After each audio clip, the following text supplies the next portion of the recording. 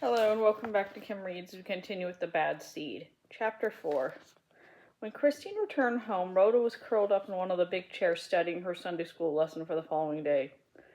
Her lips shaping aloud the text she read.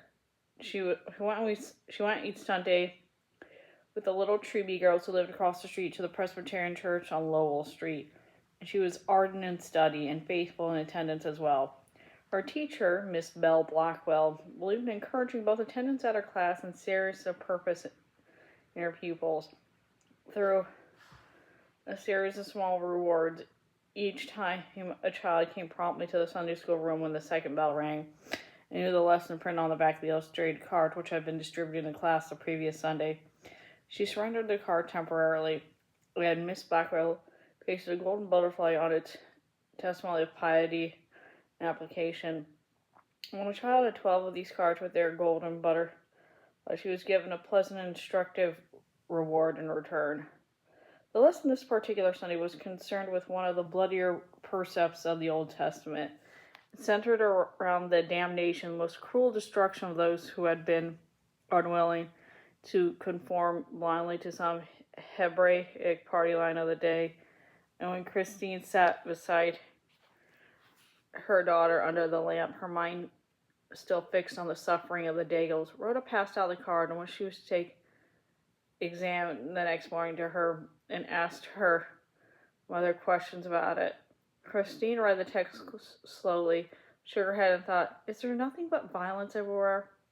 There's no real peace anywhere in the world." She wondered if her daughter should be taught such things, but sighing in a gentle protest, feeling that others knew more about the matters of faith other than she did, she asked her daughter the questions required. Rhoda had learned her lesson well, and smiled her charming, shallow smile. She nodded in triumph, and going to her treasure box, she returned with the 11 butterfly-starred cards she had already earned. "I'm sure to get a prize tomorrow," she said. "I'm sure too." "What do you think it'll be?" "Will it be something quite nice?" "It'll be a book, I guess," said Rhoda. Miss Bell almost always gives books that improve the mind. The anticipation of possession was already in her face, and gathering her cards together, she returned them to their original place on the dresser. Later, Mrs. Penmark read in the afternoon paper and went to bed early, but she found it hard to sleep. Poor Hortense Daigle's tear-stained, disintegrating face kept coming in the dark before her eyes. But at last she did fall asleep and had a dream which disturbed her, but which she could not remember afterward. She got up earlier than she usually did on Sunday mornings, the liquid triumph smell of the church bell in her ears, and fixed breakfast for herself and her child. Later that day, when Rhoda returned from church, she had her prize tucked in her arm. It was her copy of Elsie Dinsmore, and going at once to the park, she opened her book and began eagerly to read, as though she hoped to find there an understanding of those puzzling values she saw in others, values which, though she tried her best to simulate them, were so curiously absent from herself. But the book bored her after a while, and returning to the apartment, she sat at the window to practice her scales. Her teacher said she had almost no musical ability in the true sense of the word. She had only patience and tenacity, but she would only play acceptably some day, most accurately perhaps than children with talent. At noon, old Miss Forsey, who lived across the hall, opened her tray of lemon meringue tarts she'd just baked. She knew that often a woman didn't feel in the mood to prepare her for herself or her child, particularly if the child were a little girl. With the man of the house was not there, these little extra treats, and she thought perhaps that Christine and Rhoda would enjoy the tarts for lunch, since then she turned out quite well this time. It was such a pretty day too, and if Miss Penmark could find out, she'd glad to keep an eye out on Rhoda. It would be no trouble really for her grandchildren to come over that afternoon, and one more would hardly make any difference. Mrs. Penmark, the depressed direction of her thoughts that so broken for a time, bent forward impulsively and kissed the old woman on the forehead, and Mrs. Forsyth, returning to her own apartment, said softly to her husband, "Christine is a very kind, gentle woman. She's a nice neighbor to have. The funeral of the Daigle boy was held on a Monday, and an account of it was in the afternoon paper. The grave had been banked with floral tributes, but the most imposing tribute of all had come from the children of the Fern Grammar School, which he had attended. Each of his little classmates had contributed to the beautiful blanket of gardenias which had laid first on the coffin and later on the grave itself. Mrs. Penmark folded the paper and put it in the hall, thinking strange nobody asked for a contribution from Rhoda. She wondered if the oversight had been a deliberate one. And then she thought, I'm paying too much attention to this thing. There's no intention back of it. Perhaps one of the Mrs. Ferns had telephoned when she was out, although she did not seem that likely. Perhaps Rhoda's name had accidentally left off the list. Perhaps. She decided to ignore this light, although the implications hurt her a little, and turning away, she turned herself that she would not speak of it, not even to Monica or Emery. That afternoon she decided to go shopping, and taking Rhoda with her, she drove to town. She selected a pale blue evening gown for herself, and she bought the material for Rhoda's school fall dresses. But when she was home again, Rhoda was skating in the park, up in the walks, and around the cement path that skirted Lily Pond. The matter was still in her mind, and upon impulse she dialed the Fern School. Miss Octavia answered, and Christine said, I read about the Daigle boy's funeral and the beautiful gardenia the children sent. I'm sorry I wasn't able when you telephoned about Rhoda's share. There was no answer for a time. She could almost feel Miss Fern's embarrassment over the phone. But at last the old woman said in a voice scarcely audible, There's so many children in the school. The blanket wasn't so near as costly as the paper seems to think. Please don't worry. The money's already been collected and the flowers paid for. Did you telephone me about the flowers? Asked Christine. If you did not, I think I should know. Miss Fern said in a soft, placating voice. No, my dear, we did not telephone you. My sisters and I thought it better not to. Christine said, I see. She waited and then went on. Were there other children left out, or was it simply because you didn't telephone me? My sisters and I thought you'd prefer to send flowers individually, said Miss Fern. She waited again, as though shaping her words with the greatest care, and then went on in a voice that carried no conviction at all. It isn't as though you've been here a long time. This is Rhoda's first term with us, you know. Christine said, I see, and then softly she said, but why did you think we'd prefer to send flowers individually? Rhoda wasn't friendly with the boy, and my husband and I don't even know the Daigles. Miss Fern said, I don't know, my dear. I couldn't answer truthfully if my life depended on it. Then, as though pleading forgiveness, she said so quietly that her voice was almost a whisper, I must go now. We have guests, and they'll think it strange. Mrs. Penmark turned away from the phone, a frown on her usually serene brow. If there were overtones she did not understand, there were implications her mind could not take in. She could not tell herself that they were meaningless, of no significance at all. She could not tell herself it was a simple oversight. She would not even refer to herself when she wrote to her husband. After all, she reminded herself Kenneth and his problems too, and his certainly would not be one of them. She sat on her desk and wrote him a bright letter full of gossip about the people they knew. She missed him greatly, as always, but consoled in the knowledge that their lives had managed many years in which they would not be separated at all. Years of contentment and peace. She affirmed the unalterable fact that she loved him. I'll dismiss the Daigle drowning and everything connected it from my mind, she said. It was sad and unfortunate, but after all, and it concerned me very deeply. A week later, Mrs. Penmark got a letter from the Fern School. The letter was brief, courteous, and to the point. It said in substance that the school, to its regret, found its membership failed, its rows closed for the term commencing in December, and it would not, therefore, be able to make place for Rhoda. The writer was sure that Mr. and Mrs. Penmark would experience little difficulty in making other arrangements for the child, and again with regrets and sincere wishes, she was most cordially Burgess Witherspoon Fern. That day, Christine went out in a preoccupied manner, a note constantly in her mind. In the afternoon, she sold the note to Mrs. Breedlove, asked for advice. Mrs. Breedlove said, "The longer I live, the more I see, the more I'm unable to understand the tight little minds of people like the Fern girls." She tossed her pebble over the shoulder and went on. "The truth of the matter is, Rhoda is much too charming, too clever, too unusual for them. She isn't like those simpering little neurotics who believe everything that's told of them and never have an original thought of their own. Rhoda stands on her own 2 feet and makes her own decisions, I may add. She's all of one piece. She makes those others look stupid and stodgy by comparison. That's the real complaint, I assure you." She lit a cigarette, and in the silence, Christine thought, "Monica loves Rhoda. She loves me too. When she loves everybody, she cannot see anything wrong with him.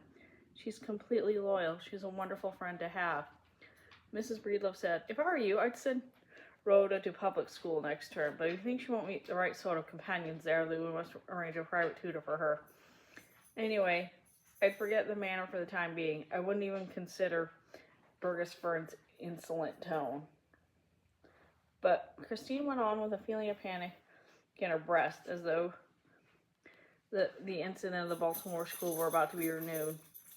To herself, she asked for resurgence. "It's nothing like that. If it were, they'd have something long ago." There was some...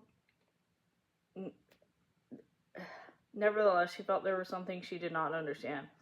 Facts with the Fern sisters had, perhaps, which had been held from her, and on the third afternoon, as though the manner were a most casual one, she telephoned the school and asked for an appointment in order that she might talk things over with the sisters. Miss Claudia ushered her into the big formal parlor and said, as though in reproach, "As usual thing, we'd be at Benedict this time of year, but the death of the Claude Daigle child has ruined the summer for us." "I'll never go there again," said Octavia firmly. "The place is spoiled for me now."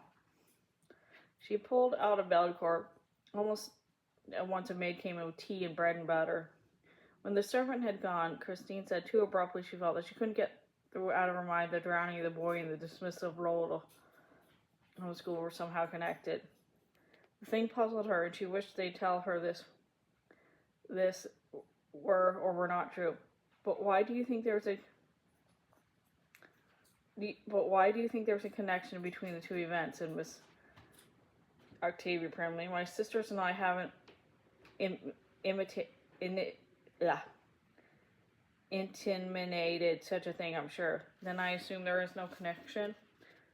Miss Octavia sipped her tea and said that the particular situation was one she had earnestly hoped to avoid. She could not see what was to be gained, how anyone could really be served by discussing it further. But since Mrs. Penmark had brought up the matter and wanted the truth, she wanted to confess there was a connection, a most definite one, between the two things. Miss Burgess said, "The buses hadn't even started before Rhoda began teasing the boy. She wouldn't give him any peace. She hung over his seat, breathed down his neck, staring at the metal all the time. The child sitting with Claude got up and moved, finally, and Rhoda took the vacated place at once. She wanted Claude to take off the medal and let her hold it for him, but he covered the medal with his hand and said, 'Leave me alone, leave me go.' She became so insistent," said Claudia Fern, "that I finally had to take her by the arm and made her sit by herself, up near the driver, as far away from Claude as I could get her. But even though she twisted her neck around and looked at the medal the whole time." Mrs. Penmark sighed and said, "Rhoda is certainly an aggressive child, and a selfish one, too. Then our world seems to be full of selfish, aggressive people. My husband and I would hope she would grow out of these things in time." "That isn't all, I'm afraid," said Mrs. Burgess Fern. "When we were at the bay, and the other children were shouting and playing games together, Rhoda did nothing but follow the boy about, making his life miserable.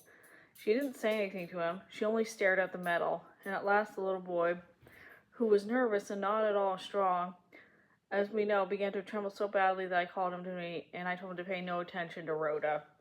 And he did a peculiar thing which I thought about a great deal since it does. He took off the medal and asked me to keep it to him until the picnic was over. Did you do it? Perhaps the medal isn't lost after all." Miss Octavia rang for more hot water, And after the maid had gone, Mrs. Burgess continued, "No, I didn't do what he asked. I pinned the medal back on his shirt and told him to develop more confidence in himself. I reminded him the medal belonged to him and nobody else. He had won it fairly. It was his. He had every right to wear it." She walked in to the window and looked over out the garden beyond. "I called Rhoda and talked to her as well. I told her her behavior was unpardonably rude," that's putting it mildly, "and not what we expected from our pupils." Miss Claudia took up the story. "I told my sister about the time I gave Rhoda a talk on courtesy and fair play, but she only looked at me with puzzled, calculating expression that we all come to know so well, and said nothing." "She's not an easy child to understand," said Christine. "If we went wrong with her somehow, it isn't surprising, I suppose." "I hope my talk would make some impression on her," said Claudia, but not an hour after one of our older pupils came on the road down the little Daigle boy at the far end of the grounds. The boy was upset and crying, and Rhoda was standing in front of him, blocking his path. The older girl was standing among the trees, and neither of the children saw her. She was just at the point of intervening when Rhoda shoved the little boy and snatched at the medal, but he broke away and ran down the beach to the direction of the wharf where he was later found, with Rhoda following him. Although she wasn't running, she was walking along taking her time, the big girl said. "Did it occur to you that the big girl you mentioned might not be telling the truth?" "That isn't all likely," said Miss Claudia. "She was one of the monitors we appointed to keep an eye on the younger children. She's almost 15, and she's been with us since her kindergarten days. We're familiar with her character by this time, and it's excellent." No, Mrs. Penmark, she was telling us precisely what she saw." Miss Octavia said, "A little later, it must have been around noon, really, one of the guards saw Rhoda coming off the wharf. He shouted a warning and was on the point of going to get her, but by then she was on the beach again. He decided to forget the matter, and it didn't seem very important under the circumstances."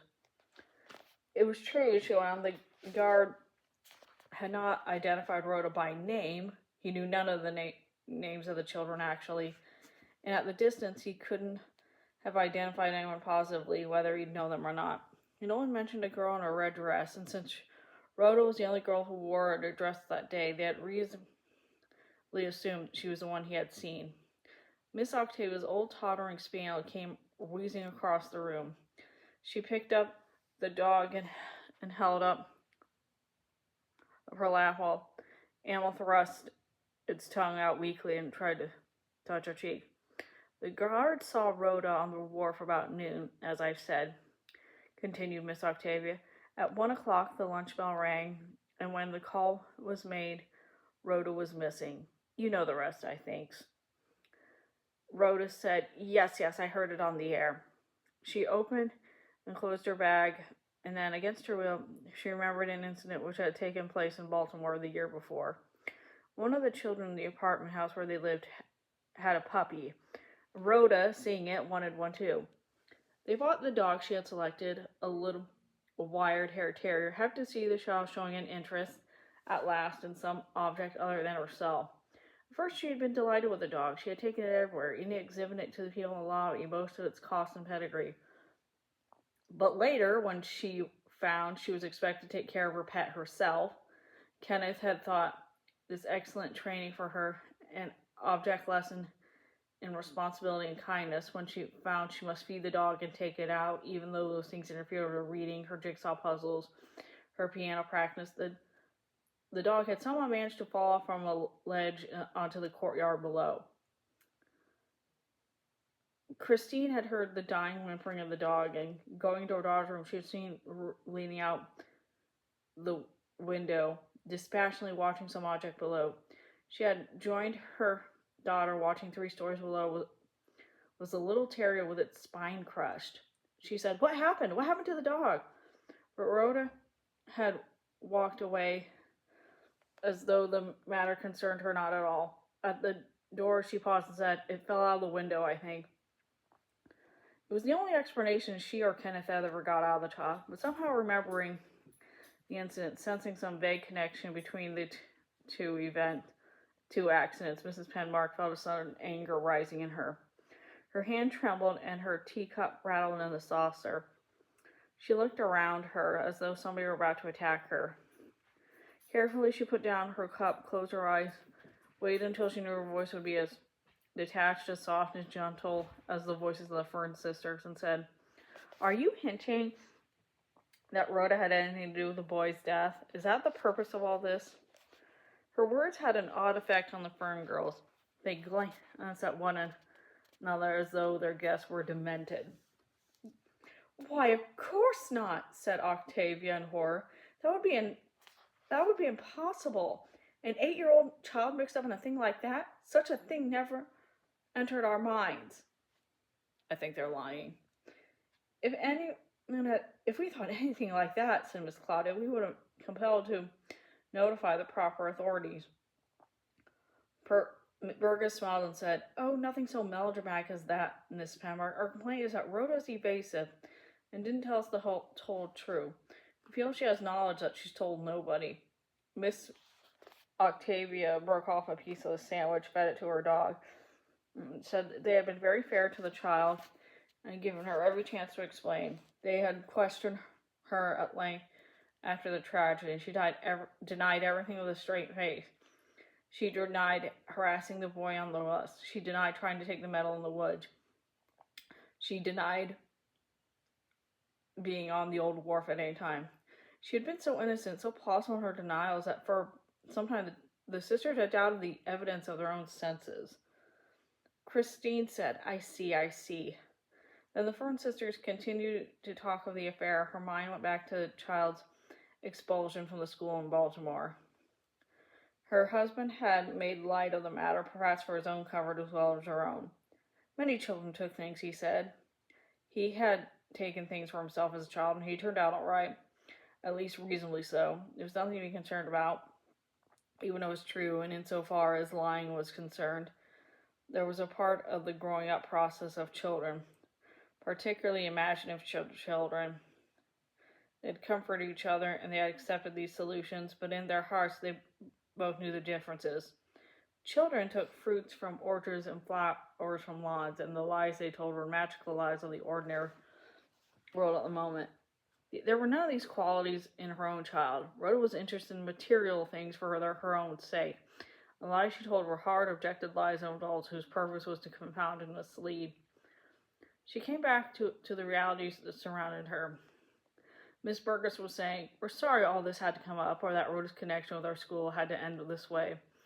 But we feel that Rhoda is not a good influence on our pupils, whose interests we must consider too. We feel that we're not able to understand or cope with a child of Rhoda's temperament," said Claudia Hearn. "We feel we can do nothing for her." Miss Octavia rose as though bringing the interview to a close. She said, "We feel your little girl will be happier somewhere else. Frankly, we do not want her in our school any longer." Christine was depressed and a little anxious when she reached home. To calm herself, she made a cup of tea, which she drank at the kitchen table. From where she sat, she could see both the playground and the wide paved courtyard at the back of the building. In the park, the children of the house and the children of the neighbors who were permitted to use the playground swung, splashed in the lily pond, skated, or played running and shrieking games of childhood. Rhoda was in the park too, but she kept herself away from the boisterous children. She sat on a bench beneath the old white pomegranate, reading the copy of Elsie Dinsmore she wanted for attendance and application. Then Leroy Jessup came out of the basement carrying buckets of ashes from the incinerator. He stopped at the gate to scold the children waiting in the pond, to warn them that if they tore up the lilies again, he was going to have their mothers whop them with a good buggy whop. Then, lifting his eye toward the skies, as though asking heaven to witness things he endured, he disappeared in the alley beyond Mrs. Penmark's arc of vision. She began to feel better, her depression dissolving itself in the warmth of the tea. After all, there was nothing the Fern sisters had told about Rhoda that she didn't already know, and for a much longer time. The child's singleness of purpose, her evasiveness, her innocent plausibility wouldn't trap her incessant lying when things which had long ceased to surprise either self or Kenneth, when she considered the factors of the affair in quietness, those quiet things really were all the Fern sisters had imitated. The charges had brought, if one could call such vague dissatisfaction as charges, were successful of more than one interpretation. She had little doubt that Rhoda had worried the Daigle boy, or that she had tried to take the medal from him in the woods, even though the child had denied these things with such eagerness.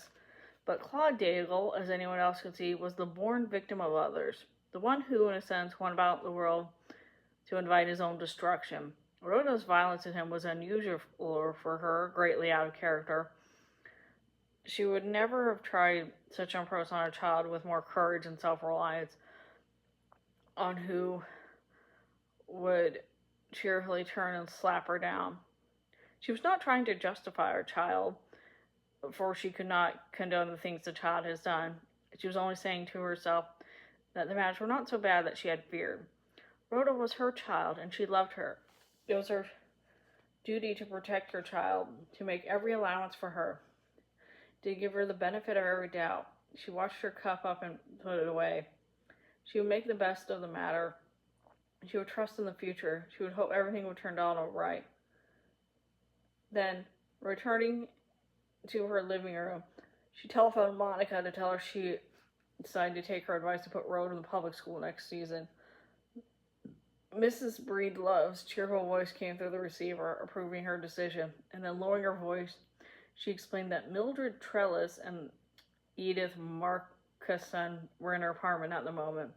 They had called to discuss a clinic for the treatment of alcoholics, which she was trying to establish. She had known Mrs. Trellis and Mrs. Markison all her life. They were charming girls of excellent families, but was more important for her excellent purpose, they were stinking with money. The trouble was, Emery had come home earlier, which she had expected, bringing him Reginald Tasker, and they were interfering with their plans. They had been in town drinking, and Emery at least was high. It wasn't that they were acting in common or using objective words. This wouldn't bother her friends in the slightest, for they were both well-read ladies. They were simply sitting together over by the ferns, making silly comments behind their hands, and at regular intervals, Emery would get sherry to decanter and fill the glass of her visitors. She giggled and wondered if Christine would come up and divert the attention of the boys until she could squeeze on her wealthy friends. Put on your new high heel pumps with the little leather bows in the front and see the seams of your stockings are straight. Emery admires you to distraction. He said you got the best legs in town. The men met her at the door, took her to the kitchen, and fixed her a drink. Why is it, asked Reddy, that pretty girls like Christine never go around talking about their unconscious minds? Emery kissed her loudly on the cheek and said, "That's one's got it, hasn't she, boy? This one's really stacked." In the living room, Monica was saying, "I'm so tired of novels about sensitive boys and their first sex experiences. You know how it is, Edith. They slink home in disgust, feeling degraded and guilty. Sometimes they flip their lips, sometimes they jump out of windows. They're also delicately adjusted, refined." Mrs. Markison took a swallow of sherry and said solemnly, "Sex is a wholesome and normal experience." One of Reginald's long pale eyes was set a little lower than its mate, like the migrating eye of a flounder at the beginning of its journey. He patted Christine's shoulder and said, "Is everything under that black satin dress really you?" Christine took her drink and said, "I got it from the upholsterer. He comes twice so he can flush me out."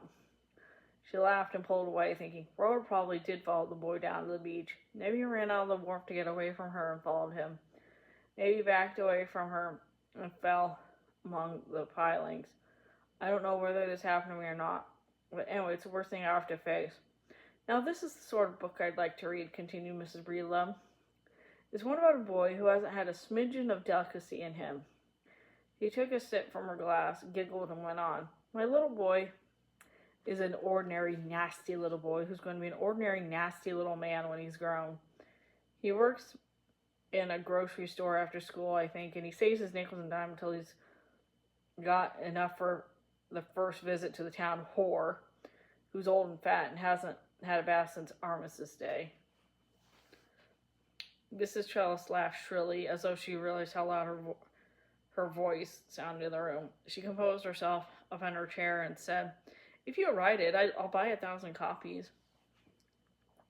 Christine thought, but if the boy backed off into the water and rose there, why didn't she call the guard who saw him on the wharf? Why did she run away? Why did she leave the boy to die? She turned her head and shuddered inwardly. But I wasn't going to keep over this, she said to herself. It's strange and terrible. I won't think about it again. My nasty average little boy, said Mrs. Breedlove, came out of the place smirking and rolling his eyes.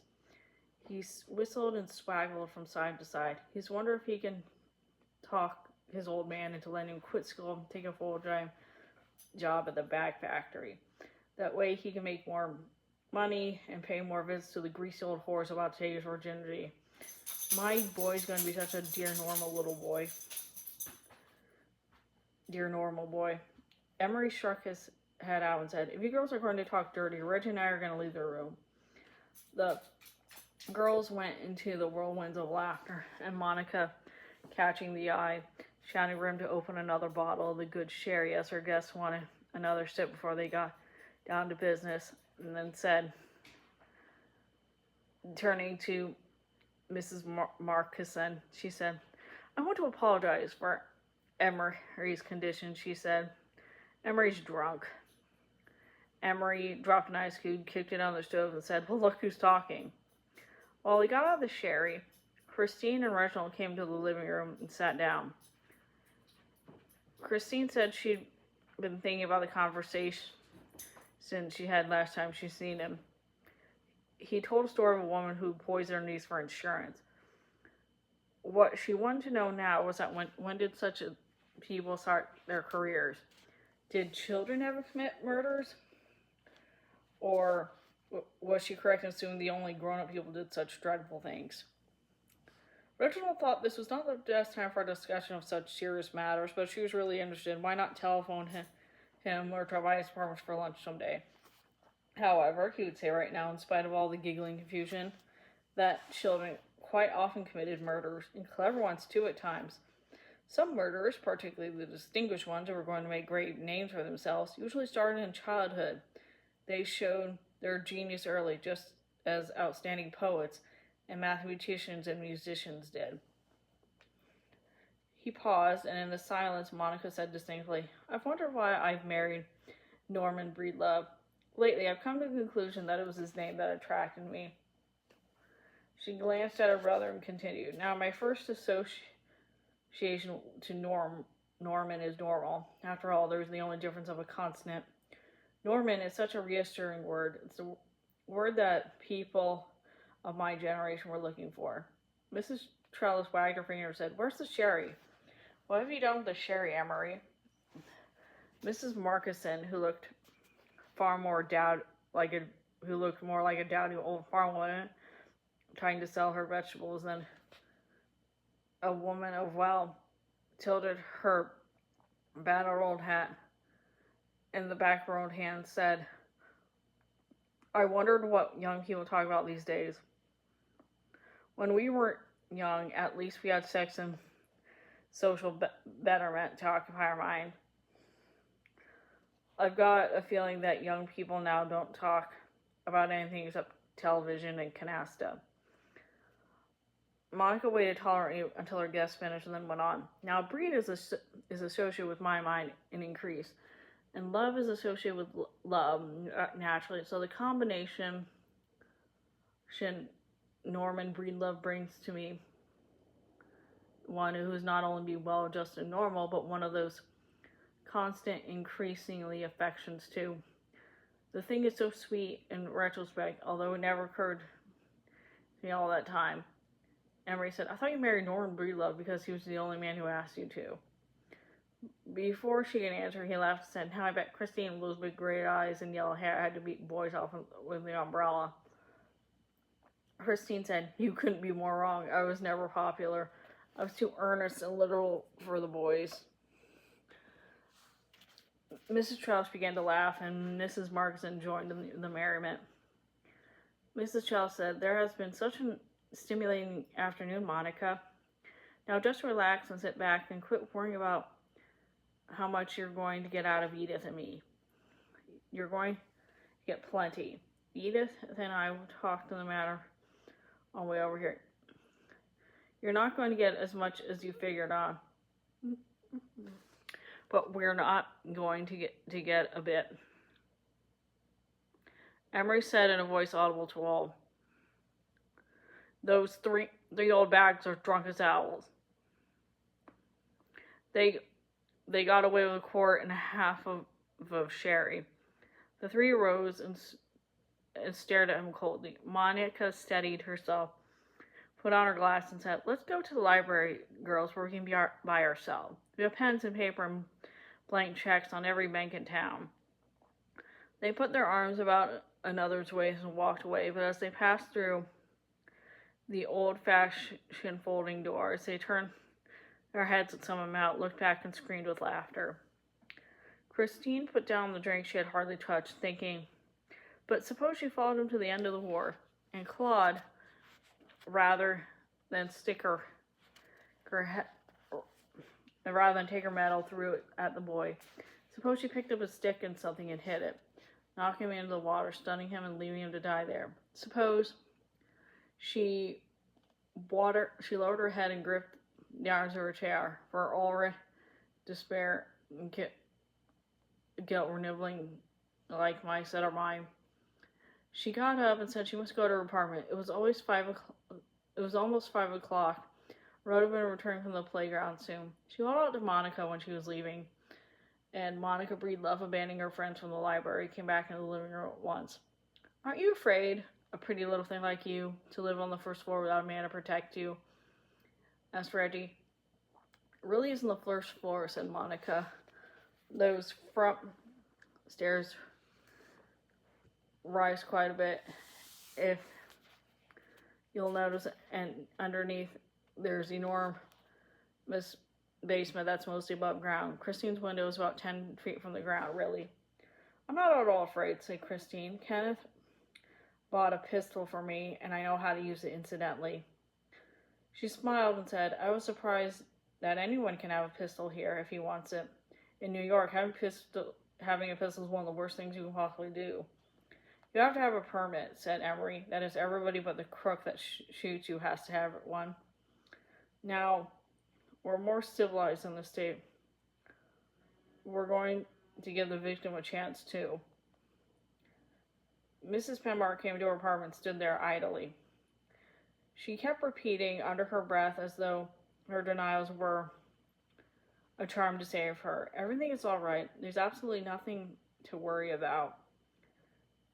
I'm making a lot out of nothing, as I usually do. I'm being quite silly.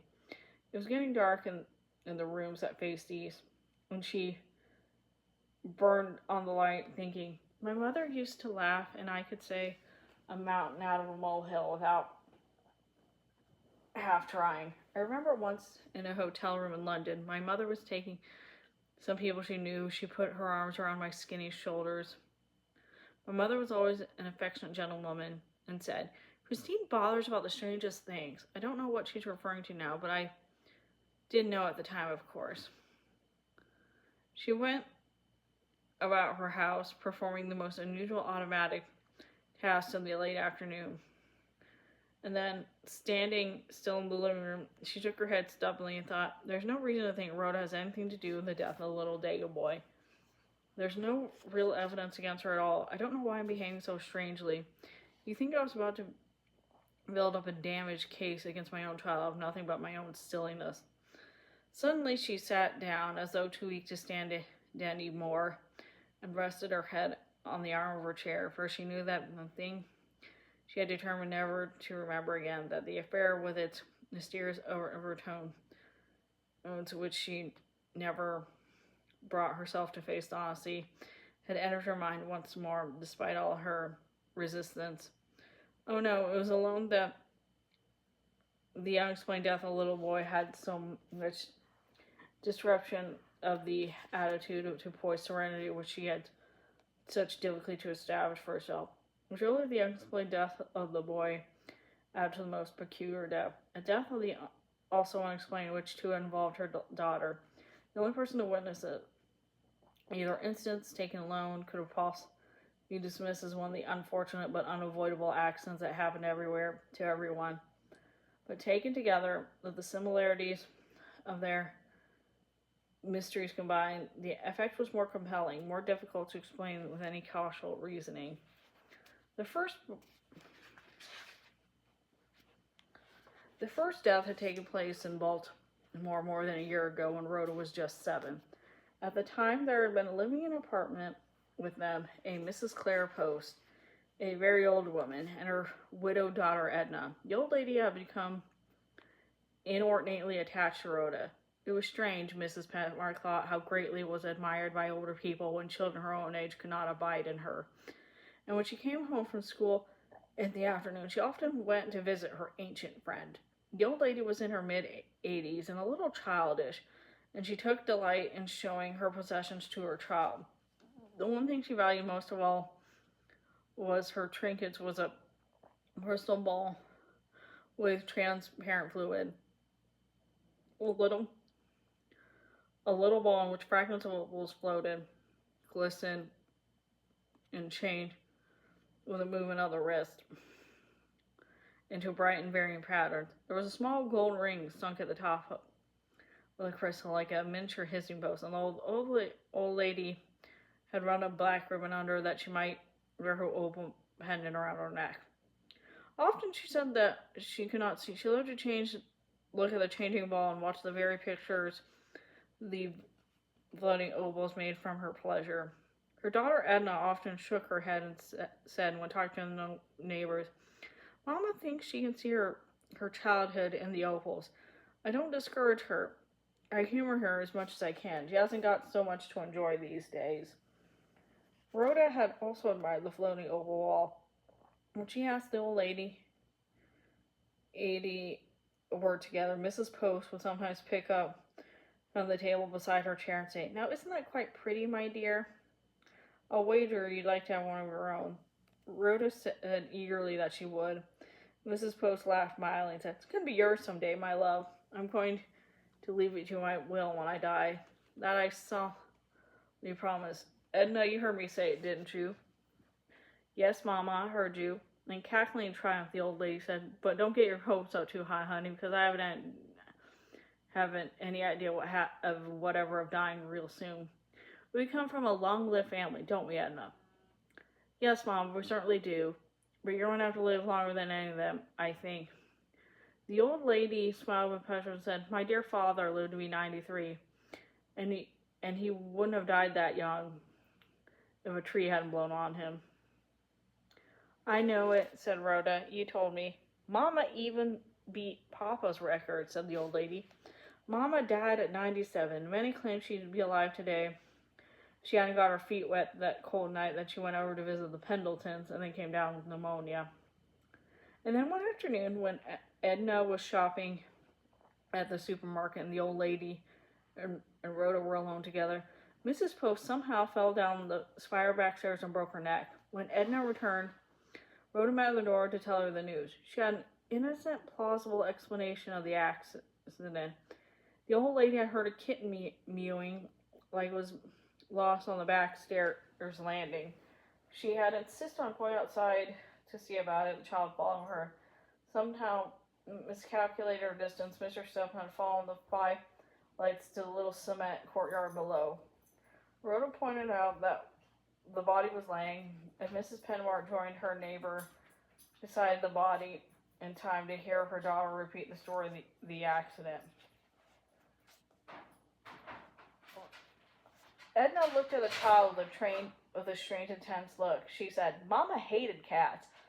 She was afraid of them all her life. All the kittens in Baltimore couldn't have got could have been on the landing mewing and she wouldn't have gone near them. Rhoda's eyes widened in surprise. But she did though, Miss Edna. She went out there to look for the kitten, just like I said. Where's the kitten now? Asked Edna. It ran away. I saw it running down the steps. It was a little gray kitten with white feet, said Rhoda earnestly. Then, suddenly alarmed, she tugged at Edna's sleeve and said, She promised me that little glass ball when she died. It's mine now, isn't it? Mrs. Penmark said, Rhoda, how can you say such a thing? But she didn't, Mother, said Rhoda. Said Rhoda patiently. She promised to me. This Edna heard her do it. Edna looked at strangely at the child and said, Yes, she promised it to you. It's yours now. Get for you at once. Mrs. Penmark remembered these things with painful clarity, and now looking back, she also remembered that neither she nor her husband had been asked to go to the funeral, although other neighbors had gone. She had recalled that later on, when she met Edna in the elevator and spoken to her, the daughter, who was so pleasant and friendly, had turned her back and pretended not to hear her. For a time, Rhoda had worn the ball each night when she went to bed.